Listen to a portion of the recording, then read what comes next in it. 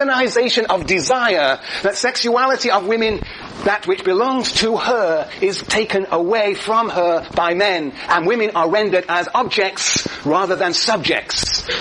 This, of course, is familiar from de Beauvoir. Marxist theory, she continues, argues that society is fundamentally constructed of the relations people form as they do and make things needed to survive humanly. Work is the social process of the shaping and transforming the material and social worlds, creating people as social beings as they create value. It is that activity by which people become who they are. Class as its structure, production its consequence, capital its congealed form, and control its issue. Implicit in feminist theory is a parallel argument. The molding, direction, expression of sexuality organizes society into two sexes, women and men, capitalists and workers. Here's the parallel. Which division underlies the totality of social relations? Sexuality is that social process which creates, organizes, expresses, and directs desire, creating the social beings we know as women and men, as their relations create society. As work is to Marxism, sexuality to feminism is socially constructed. As work is to Marxism, sexuality to feminism is socially constructed. That sexuality, the organization of desire, is not given, it is organized. It is organized, is socially constructed, yet it also constructs. Sexuality is not given biologically, it is organized, but also gives rise to men and women as we know them, constructs men and women as we know them. Universal as activity, yet historically specific. Universal has always happened through history, but takes on different forms in different periods of history. Jointly comprised of matter and mind. It's not just a matter of constituting men and women as as beings, but also the way we think about men and women, the way we understand them, the meaning we give to those entities. Yes. As the organized expropriation of the work of some for the benefit of others defines a class, workers, the organized expropriation of the sexuality of some for the use of others defines the sex, woman. Woman is defined by the appropriation of her sexuality. Woman is defined by becoming an object for man. Heterosexuality, compulsory heterosexuality, relations between men and women, is the essence of male domination. Compulsory heterosexuality is its structure. Gender and family, its congealed forms. Family is the institutional form, like the capitalist enterprise within which gender domination, it's a crucible of sexual appropriation. Yes, its congealed form. Sex roles, that is the stereotyped expectations of the ways that men and women should behave. Sex roles, its qualities generalized to social persona. Reproduction, that is the production of the new generation of people. Reproduction, a consequence, and control, its issue. Control is over sexuality, is the issue of struggle between men and women. Control over the sexuality of women. Whoa! Well, I could put a picture on the board, but you could imagine it would take me a long time. But I think that's a task that you could undertake yourselves. And down the dimensions that you should have a... Well, damn it. Okay. What can I do? Okay, let's see if we can do this. Together, Marxism, feminism, social process. Well, I'm going to give you the Marx, and you're going to give me the feminism. Okay, work is the social process, way in which human beings turn nature into things that are consumed. What is the social process for feminism? Sexuality, which is the transformation of desire. And that concept of desire is a very unelaborated concept in this article. Okay, who are the expropriated? Well, for Marx and Marxists, they are the wage laborers. Who are the expropriated for feminism? Very good. The structure of this process. Under Marxism, we have class exploitation of capitalism. And I suppose we could... Hold on. Class exploitation. I mean, this is capitalism. And this is male domination. And this is probably assumed to be taking place within a capitalist society, though that is not exactly, sometimes it's presented as more universal than that. But anyway, perhaps that's, just let's leave it at male domination as a generality. Okay, structure, class exploitation. What corresponds to class exploitation? Hand up. Yes, Alex? Marriage. That's class exploitation. Marriage would correspond more to the institution of the enterprise. Katie. Yes, we shouldn't use the word, but compulsory heterosexuality, yes. I think that's the corresponding here, heterosexuality. Yes. The consequence, the consequence of production is the product. The thing that's produced as one transforms nature, the widgets. So what is being produced here? What's the consequence here according to this text? The consequence here is Reproduction. That's how this is not exactly totally logically tight, but anyway, reproduction is the parallel here. Reproduction of the human species, I assume, reproduction of people. The congealed form, what's the congealed form under capitalism is capital. That is to say, workers work and they produce things, but they also produce capital that becomes a form of domination over them. That's the institutional form. The enterprise, the capitalist factory. Here we have family. It's here that we have sexual appropriation, its congealed form. The generalized persona, the generalized character. Here we have capitalists and workers, capitalist relations, and here we have what I'm going to call them, what she calls them, sex roles, the expected behavior of men and women, and the issue of struggle, here it is control over labor, here it is control over sexuality. And here, underlying this whole process is the idea of value. That is, it's surplus value. It's what's appropriated from the workers is ultimately surplus value, surplus labor, surplus value, labor value. And here it is what she says underlying it all is appropriation of desire. Look, we could discuss this, elaborate it, but I don't want to do that.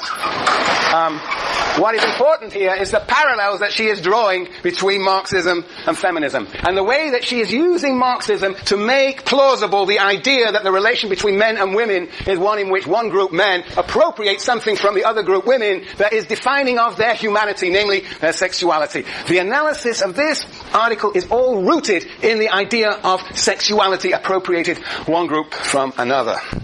In fact, what essentially she's arguing is that sexuality, the appropriation of sexuality, underlies gender relations. So she's separating sexuality from gender. Yes. So that brings me to the next point. Sexuality and gender. How does she make this sound plausible? Well, let me read to you on 245.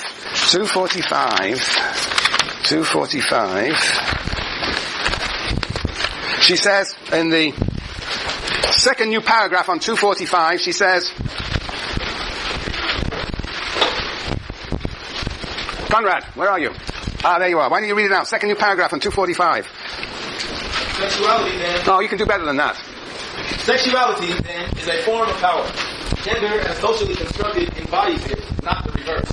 Women and men are divided by gender, made into the sexes as we know them, by the social requirements of heterosexuality, which institutionalizes male sexual dominance and female sexual submission.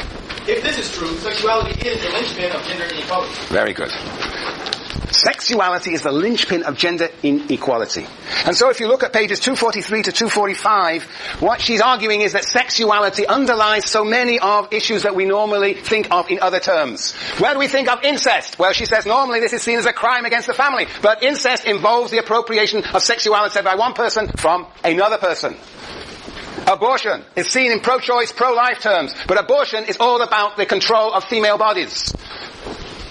Harassment, well, defined legally as working conditions that are hostile to women. It sort of obfuscates the reality of harassment, which is sexual harassment. That is, again, for MacKinnon, the appropriation, the constitution of woman as object, subject to the whims of men. Lesbianism is seen as a perversion, not as a way of engaging in sexuality as a response, authentic or inauthentic, to male domination.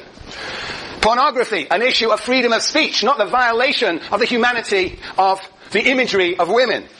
Prostitution, we can see that on the website, on the Living Theory blog. Prostitution is seen as an exchange of sexual need for economic need, not as a matter of the appropriation of sexuality. Men appropriating the sexuality of women. And we'll come to rape in a minute, because at the core of this argument is that rape is seen legally as what? What defines rape as opposed to non-rape? Yes, Aaron? Consent. If woman consents to sexual intercourse, then it is not rape. It is normal sexuality. But what does MacKinnon say to that? She's Gramscian here. When we think of Gramsci, where's Gramsci? Where's Juliana? Gramsci. Liven us up. Say Gramsci. Antonio Gramsci, and the idea of consent. He always linked consent with force. So, MacKinnon also is saying that the question of consent means that, okay, there's consent. Women consent to sexual intercourse. They consent. But implied in that there is also force. It's a form of domination in which force is in the background. But she's suggesting that all forms of consensual intercourse may be a form of domination. That rape is not something separate from consenting sexuality. What is true, non-dominating sexuality, is a sexuality of mutuality. Mutuality in which each respects the subjectivity of the other. So consent. So what she is saying is that this distinction between rape as violent and consenting sex as non-violent misses the fact that both are forms of domination. She is taking an extreme position. She's almost saying that sexual intercourse by its nature is a form of domination.